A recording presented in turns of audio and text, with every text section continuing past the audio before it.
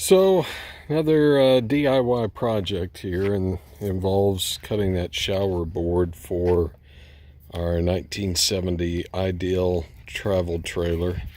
Might get a little help from Miles. I doubt it. He likes to chase his shadow and bark at water. So anyway, what we've done is we got some heavy paper. This is used on bulletin boards in schools. You can get butcher paper, just a heavy paper. And luckily it's only 48 inches at its widest point where the shower is. And so this 48 or 4-foot wide sheet roll of paper worked really well. As you can tell, it's not quite going to be 48. So what we'll do now, we've taped it down.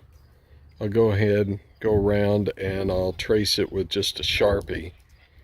By the way, cool thing to know about a Sharpie is I'm going to make a little place right here, and after I write this, I'll show you. If you ever need to know, you get Sharpie on a dry erase board. I'll show you how to take that off.